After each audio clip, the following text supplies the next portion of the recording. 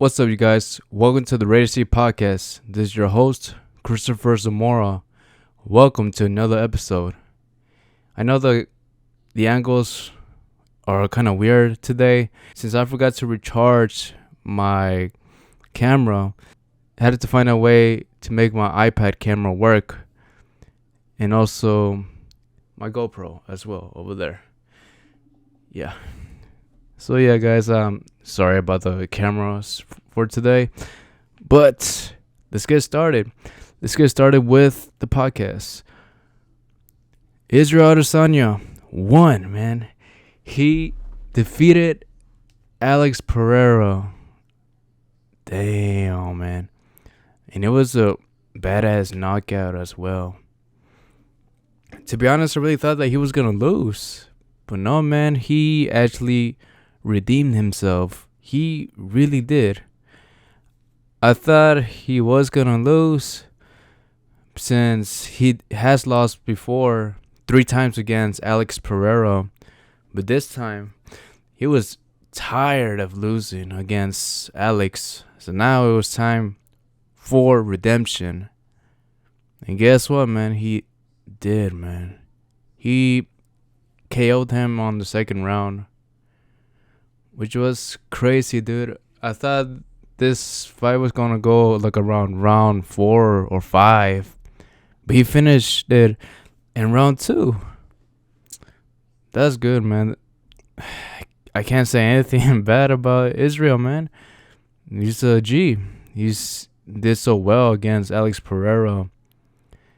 You know, the same type of move that he did on the first match they had on MMA. He said in one of the interviews that he just needed a little bit more time. And so, because on the first round, he got Alex good on the first round that they had, like in the first match on MMA. He had him good, but since the round finished, Alex Pereira was able to recover. But now, on this fight, the second one, he had all the time in the world to take him down. And he did, man. I can't be mad at him, man. It was a beautiful knockout. This was no joke, man. He really was bringing his A game to defeat Alex Pereira. He wasn't misleading nobody. I don't think without all the losses that he has had with Alex Pereira, maybe Izzy would not have gotten to his full potential. Because I noticed his stats, like he hasn't really lost for almost a while since 2018. So it's been a while since he has lost. He has defeated Anderson Silva, which is one of the GOATs in MMA. But Alex Pereira, I always thought that he was like his weakness, like his kryptonite. But no, man, he outdid himself on this fight. And that's badass, man. So what's going to happen with Alex Pereira? Alex is definitely going to move up to 205, the light heavyweight division. To be honest, I really don't know many fighters from that division. I don't know if Francis Ngannou was in light heavyweight. No, I think they have another weight class that is above that one, which is the heavyweight class. So, yeah, I don't really know if he was on there. But yeah, man, Alex is moving up to 205. And people are saying that probably he's not going to do well because people are saying that probably his chin is not that strong and saying that he has a glass jaw. But I don't know, man. It's really good that we have upcoming fighters going to different divisions, man, because supposedly, like in the light heavyweight division, there was a light heavyweight match that took place on a pay-per-view, but I really didn't know the fighters for the main event. I was just only looking forward to the co-main event, which was, I think, Brandon Moreno. He was fighting on that pay-per-view card. And so I wanted to see that fight. Yeah, I didn't really see the main event. I just watched the highlights on YouTube, and supposedly it ended in a draw, and there's really wasn't that much change for the division there. And so it's good that Alex Pereira is going to that division, man. To see what problems he can cause for the fighters on that division. Is he a problem child? Let's see, man. That would be badass if he can get another title in a very short period that he has been in the UFC. That would be amazing, man. And now, what's going to happen with Izzy? Well, I believe he's just going to stay there on the middleweight division for some time. I do believe his biggest opponent yet has got to be Hamza Chimaev. That's got to be the main one, right? I don't see nobody else taking him down, like giving him another problem other than Alex Pereira, which he just beat. Hamza Chimaev is a really good grabber. He's a really good wrestler on the ground, and that could be a huge problem to Izzy. We all know that Israel Adesanya, he's just mostly known for his striking and not his wrestling. So I don't know, man. Hamza Chimaev could actually give him a problem. So yeah, man, that's gonna be a good fight if it ever happens. But I don't know, man. People are saying that probably Hamza Chimaev might actually face Paulo Costa like in October. Paulo Costa is another guy that Israel beat by knockout. Both of them, Paulo Costa, he's been talking smack about Hamza Chimaev for a while. Like I saw him in an interview with Ariel Horwani. He just talking smack about Hamza Chimaev that, hey, I'm better than you. You can't beat me. That's going to be a good fight, man. Let's see how Paulo Costa can actually take Hamza Chimaev down. That will be an interesting fight. We'll see about that one, man. But I'm hoping it's a good one.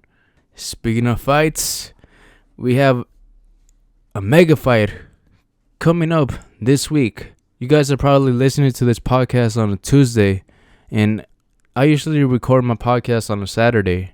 On the week that you're listening to this, there's going to be a mega fight on boxing, which is Gervonta Davis versus Ryan Garcia.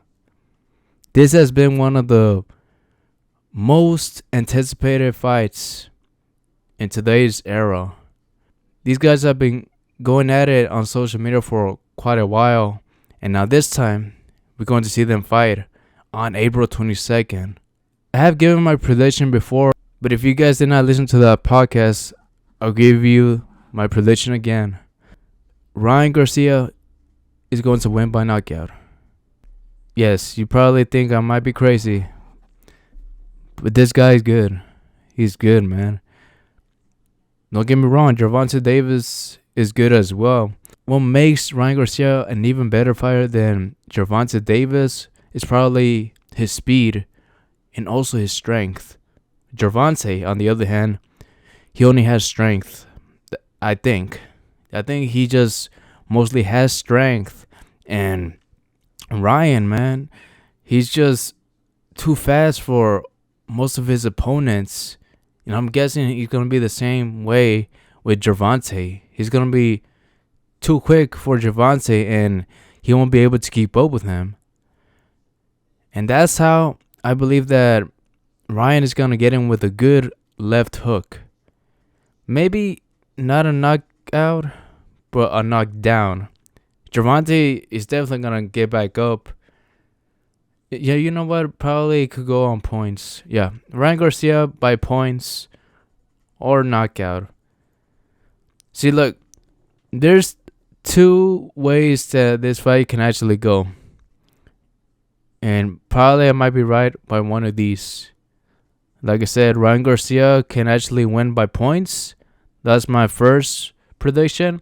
And my second prediction, it could be that Gervonta Davis might knock out Ryan Garcia, which is the most likely one. because people believe that he's not ready and he's just not as great as Gervonta. But no, man, I do believe that Ryan Garcia can do it. He can beat him. He just needs to stay focused, dude. You know, just like 10 minutes ago, I just saw a clip of Gervonta Davis. He was just hitting in the back, and it had Ryan Garcia's face on it. Dude, once he was done, the coach said that he was hitting the back for 1 hour straight. Damn. Gervonta is not messing around, man. And I do believe that Ryan Garcia, he's not messing around either. This is going to be a good fight, man. It's going to be a very competitive fight. Both of these guys have knockout power. But Ryan Garcia, on the other hand, has more speed than Gervonta. It's going to be a fight of speed versus power. But Ryan Garcia has both. That's why I do believe that Ryan Garcia is going to win, man. We'll see, man. I'm excited for this fight. It's going to be one hell of a fight. Man, I do wish that Usyk versus Tyson Fury happened, man. We still don't know when that's actually going to happen. Like, they did confirm that it was going to happen a week later after Ryan Garcia versus Gervonta. But then, I don't know what did happen. Probably there was like business got out of hand and they just canceled the fight. Yeah, which really does suck, man. Everybody is waiting for that fight for the heavyweight division. Another good fight will probably be Deontay Wilder versus Andy Ruiz. That's going to be a very competitive one as well. Maybe, but for that one, for my prediction on Andy Ruiz versus Deontay Wilder, I think Deontay Wilder might knock out Andy Ruiz, man. That's my prediction for that one. And now let's switch gears, guys. Let's talk about Harry Potter.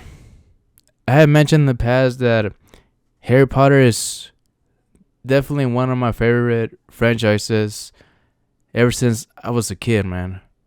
The books introduced me to the video games, and the video games actually introduced me to the movies.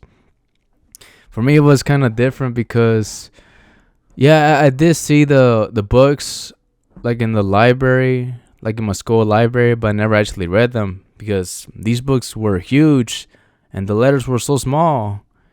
And I was just probably like 10 or 9 years old. Was I really going to read this book? No, man. But I did notice how they did the fonts for Harry Potter. And I also noticed the video game, the Sorcerer's Stone. I used to play that game a lot. And I did remember, like, I was comparing the video game to the actual movie. And somewhat, they did it kind of the same way how it was on the video game, the movie. I've seen all the Harry Potter movies more than probably 3 times, man, in my whole life. And to be honest, man, this is one of the greatest franchises ever made. It's a limited merch that they can make for this franchise. Like, for example, they can make the sweatshirts for each house. Also, the type of candies they had for Harry Potter. Also, the ropes, the wands, the glasses.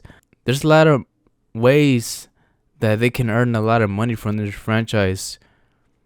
J.K. Rowling was very smart to create a lot of different things that can go with the franchise. And now they are creating a live action TV series that's probably going to take 10 years in the making. Like, they're going to make it as like Game of Thrones in a way. You know how Game of Thrones was around 8 seasons? They're planning on making this probably 7 seasons. like how it was in the books.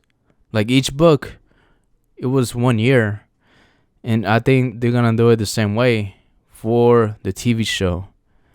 And the cool thing is that J.K. Rowling, she is a part of this franchise still. Like she supports what's going to happen for the TV show. I read that she's an executive producer. So like if she doesn't like one thing that's going on in one episode, she is the rightful person to tell them what she wants for the franchise. And she has earned it, man. It's her franchise. I know she always gets a lot of backlash for what she said years ago, but you cannot deny it. She was the one who created something great for kids. And then once they grow up as an adult, they appreciate it even more because it's something that they grew up with. Just like how I like Harry Potter, man. Other franchises like maybe Lord of the Rings, I didn't really quite like it as much because I feel like the movies were way longer than the Harry Potter ones. I know there was just 3 of them, but Lord of the Rings is it's not my favorite one, but it's somewhat good. Okay, I'm not gonna talk bad about it. Lord of the Rings is somewhat good. Now Star Wars, on the other hand, yeah, it's great, and supposedly that's like the main one. That's like the main franchise that has made the most money. And because Disney owns it, it's probably the biggest one. It's probably the biggest franchise of all time, Star Wars. You probably might not agree with me, but the movie that they had with Han Solo when he was younger, that was my favorite one from the franchise. I came in late as a watcher for the Star Wars movies. I started watching these movies probably like in 2019.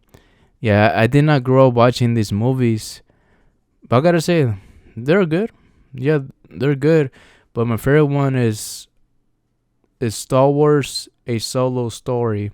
That's basically my favorite one because it kind of did remind me of Uncharted in a way. Like I remember playing Uncharted the first time ever. I was so amazed how great this game was. It had a lot of action. You get to shoot the bad guys and stuff. And that's how it kind of was for the Solo movie as well. And plus, Emilia Clarke was there as well. Yeah, A Solo Story was my favorite one from the franchise. And now that I think about it, my second favorite was episode 3 when Anakin actually turned to the prequels. I believe they're way better than the sequels. Yeah, I believe so. They were just that good. Like I did enjoy those movies way more.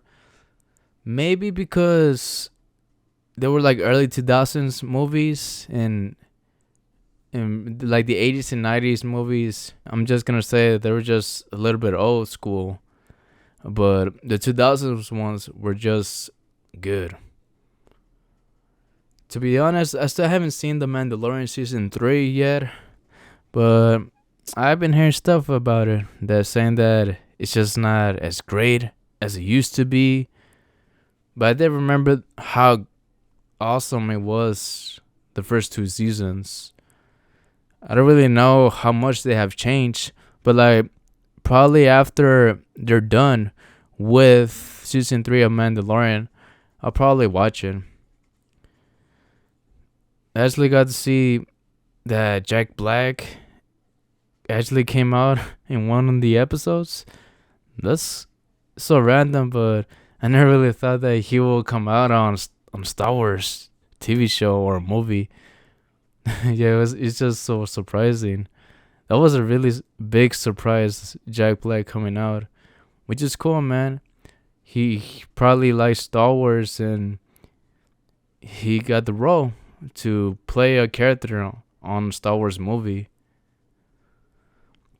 And yeah, guys, I think that is it for this podcast. If you guys did enjoy this podcast, make sure to follow it on wherever it is you're listening to it. If you're listening to it on iTunes, Spotify, YouTube, make sure to subscribe on YouTube and follow it on other platforms. And remember to also recommend it to one of your friends or neighbor that likes stuff about combat sports, horror, or fantasy stuff.